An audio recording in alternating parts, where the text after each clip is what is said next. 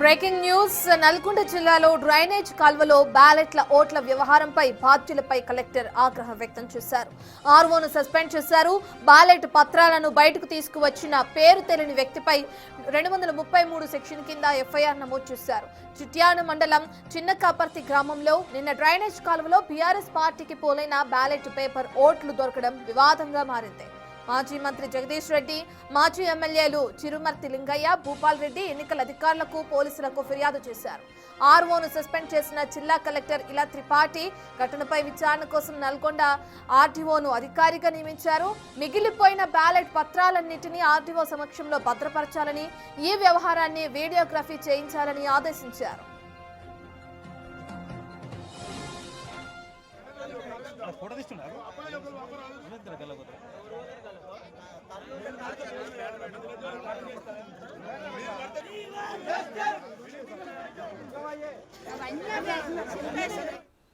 పూర్తి డీటెయిల్స్ అందించడానికి మా ప్రతినిధి రమేష్ లైవ్ లో జాయిన్ అవుతున్నారు. రమేష్, నల్గొండ జిల్లాలో ఏదైతే బ్యాలెట్ ఓట్ల వ్యవహారం తెరపైకి వచ్చిందో దానికి సంబంధించిన విచారణ ఎక్కడి వరకు వచ్చిందని చెప్పుకోవచ్చు. గుర్తు తెలియని వ్యక్తి అంటే ఈ పేపర్స్ ఎవరైతే బయటకు తీసుకొచ్చారో ఆ గుర్తు తెలియని వ్యక్తి ఎవరనేది తెలిసిందా? పోలీసుల విచారణ ఎక్కడి వరకు వచ్చింది? కలెక్టర్ ఆదేశాల ప్రకారం ఏ విధంగా విచారణ ముందుకు కొనసాగుతుంది అనుకోవచ్చు?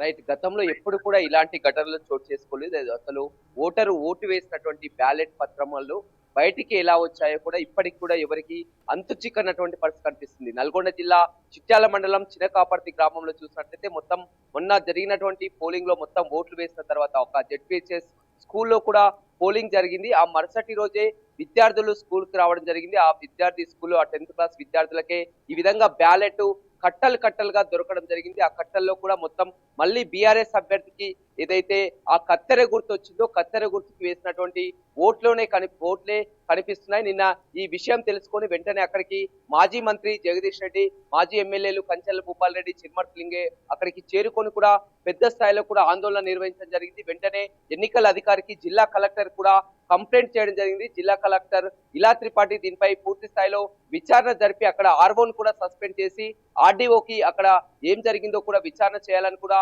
ఆదేశించడం జరిగింది. ఓటు వేసినటువంటి పత్రాలు ఆడ పూర్తిగా కూడా ఓటు వేసిన బ్యాలెట్ పేపర్ పై ఎలక్షన్ అధికారి పెట్టినటువంటి సంతకాలు కూడా మనం విజువల్స్ లో చాలా క్లియర్ గా చూస్తున్నాం. ఎందుకంటే మనం గతంలో ఎప్పుడు కూడా చూడలేదు. మొత్తం కూడా ఎన్నికల కౌంటింగ్ పూర్తయిన తర్వాత పూర్తిగా అభ్యర్థుల సమక్షంలోనే, ఏజెంట్ల సమక్షంలోనే సీల్ వేస్తారు, వెళ్తారు. కానీ ఈ ఓట్ల కట్టలు బయటికి ఎలా వచ్చాయని కూడా మొత్తం రాష్ట్ర వ్యాప్తంగా కూడా ఆందోళన నిర్వహించేందుకు కూడా బీఆర్ఎస్ సిద్ధమవుతుంది. మనతో మాట్లాడానికి మాజీ ఎమ్మెల్యే కంచెల భూపాల్ రెడ్డి ఉన్నారు. అసలు ఏం జరిగింది? ఓటు వేసినటువంటి ఓటర్ బ్యాలెట్ బయటికి ఎలా వచ్చాయనుకుంటున్నారు? ఇది కాంగ్రెస్ పార్టీ దౌర్జన్యం, గుండాగిరి. ఇది ఒక చిన్న కాపర్తే కాదు, ఈ రాష్ట్రంలో ప్రతి గ్రామ పంచాయతీలో ఇదే తంతు నడుస్తాం. ఎందుకంటే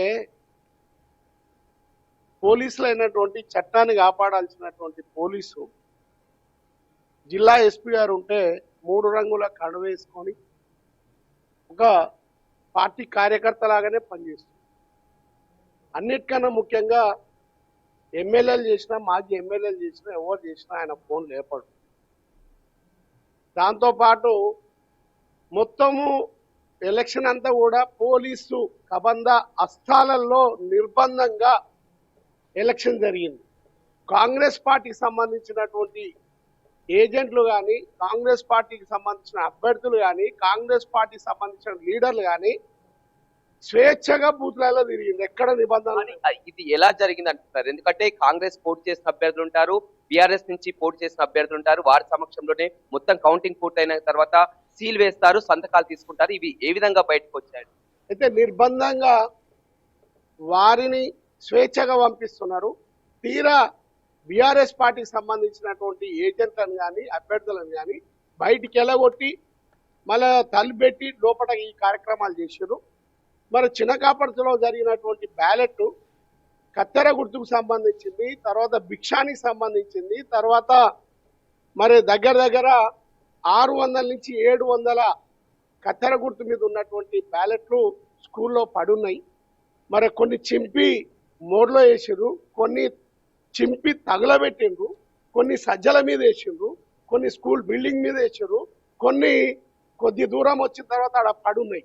అవన్నీ సేకరించి మరి రాత్రి వెంటనే జగదీశ్వర్ రెడ్డి గారు కూడా చేయడం జరిగింది. ఆయన వెంటనే రావడం, చిరుమతి లింగే గారు, నేను అందరం కూడా మరి అక్కడ చేరుకొని ఎమ్మడే కలెక్టర్ మాట్లాడి కలెక్టర్ గారికి ఆర్డీఓని ఇమ్మీడియట్ పంపిస్తే అక్కడ అవన్నీ కూడా చూసిన తర్వాత ఇవి నిజమైనటువంటి బ్యాలెట్లే, ఈ యొక్క పత్రాలు ఇక్కడికి వచ్చినాయి కాబట్టి నిజంగా ఏదో జరిగిందనే దాని మీదనే మరి ఊరంతా కూడా ఘర్షణ వాతావరణంతో ఉంది.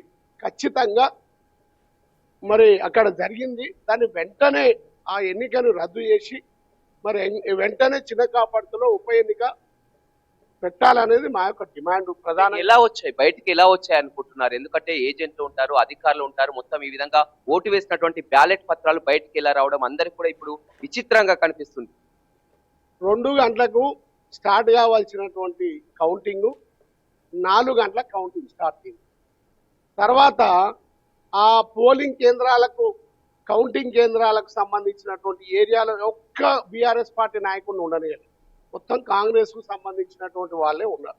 అంటే లోపల నిజమైనటువంటి బ్యాలెట్ పత్రాలన్నీ కూడా తీసుకొని డూప్లికేట్ కు సంబంధించినటువంటి బ్యాలెట్ పత్రాలు అందరూ పెట్టి మరి మళ్ళీ లెక్క చేసినప్పుడు కరెక్ట్ అన్ని సెట్ చేసుకొని మా ఏజెంట్ అని లోపల రానిచ్చారు.